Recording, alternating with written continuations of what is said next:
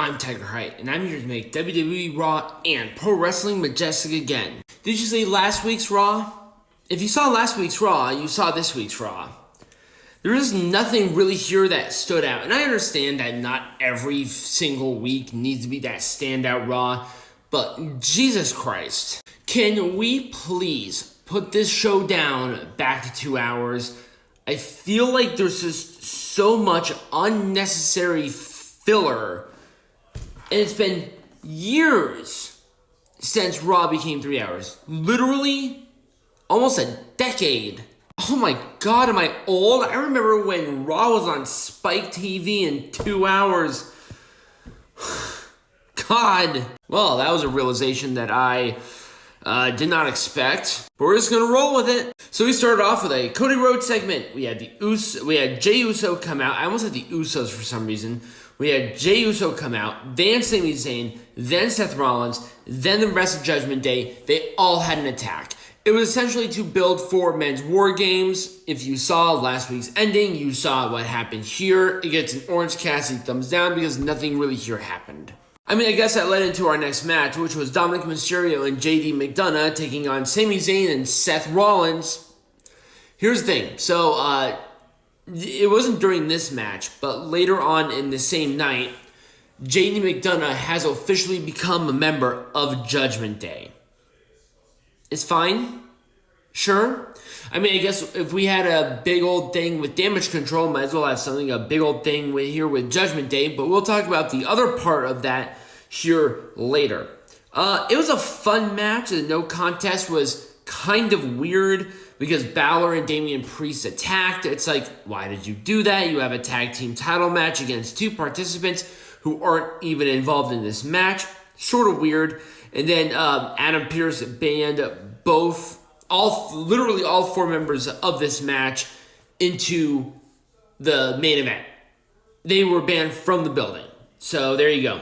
I like the match overall. I'm going to give an Orange Cassidy thumbs up. But that also led into the Rhea Ripley and Zoey Stark segment. There were people who were just having a bitch fit about Zoey Stark just not being able to talk. And in a way, I agree with them. She should have a manager. But that's because they called her up too soon. It's like a Dana Brooke situation. Well, I mean, Zoey Stark is a hell of a lot better than Dana Brooke. But Jesus Christ, I mean, Zoey Stark needed some more time. But I like that they are trying to push the younger talent. And despite what Zoey Stark looks like and people assuming, she's actually younger than me and I'm 20 goddamn 9. Just an FYI. So, it is what it is. You know, it wasn't the worst in the world. I'll give it an Orange Cassidy thumbs up. But you can definitely see some nervousness. You can hear it with Zoey. Rhea Ripley danced circles around Zoey within this promo. But was it the worst in the world? No. Eva Marie was worse, and AEW was wanting to sign her. Talking about hypocrites? Sure. Had to get an AEW dig in there, right? We have Otis and Shinsuke Nakamura. I like this match.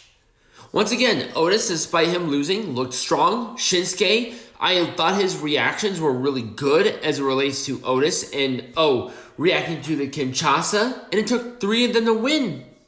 It was a structured match. It actually had some time to it. It had some girth, ironically.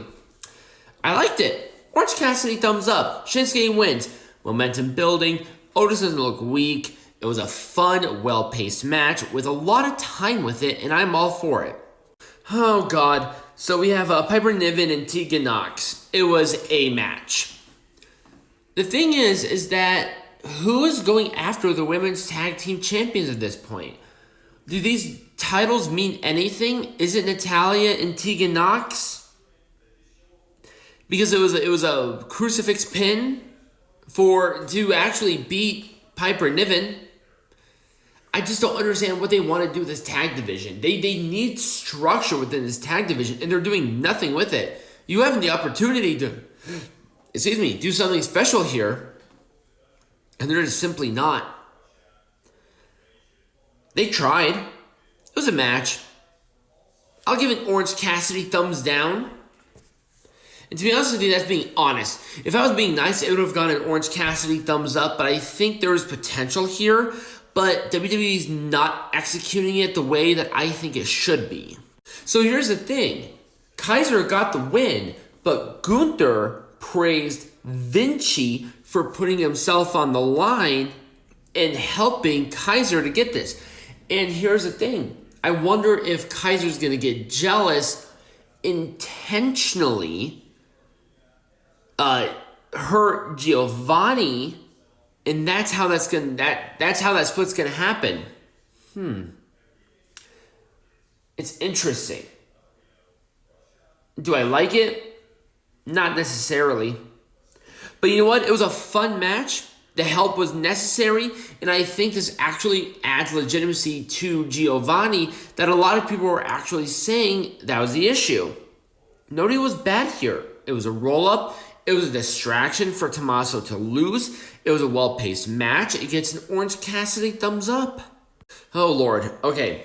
Am I digging this? Yeah. Here's the thing. They are taking an incident with Candice LeRae, and I'm not even 100% sure if it was IRL, but they are building Xia Li to something a little more intense.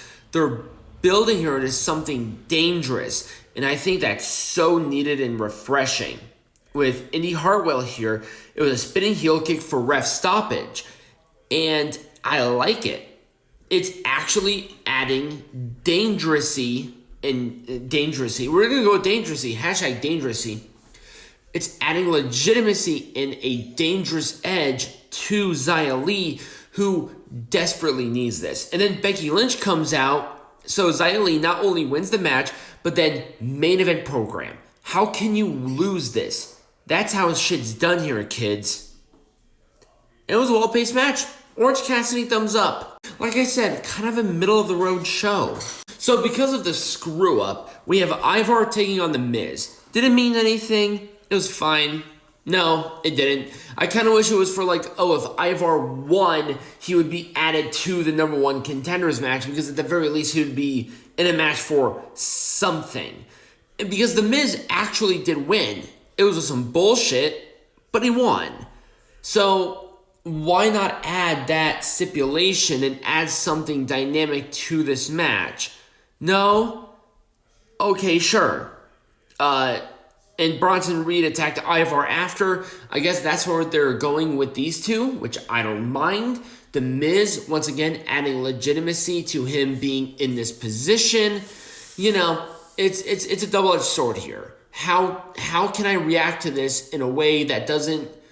Because I like both guys, and I think they're in the right spot. But I think it should be Ivar, Miz, and Gunther at Survivor Series. They're trying to make chicken shit out of chicken salad. I'm just not sure how that's going to work. I'll give it an Orange Cassidy thumbs up overall. I think the potential is there, especially with Reed and Ivar, but it should be Miz, Ivar, and Gunther at Survivor Series.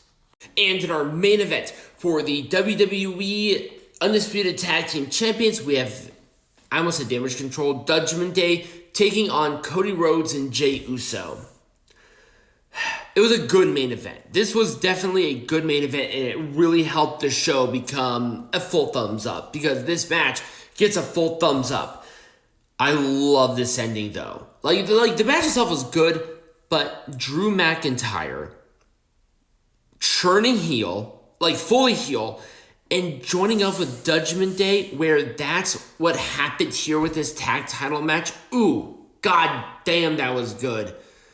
I love it when shit works like that. The ending of the show and the match was awesome. It was Claymore on Jey for the pin. Awesome. And that was Raw. Let me know what you thought about my show, but also Raw in the comments down below or right over here next to me. Subscribe to the channel, become a patron, get hats. All that great shit will be in the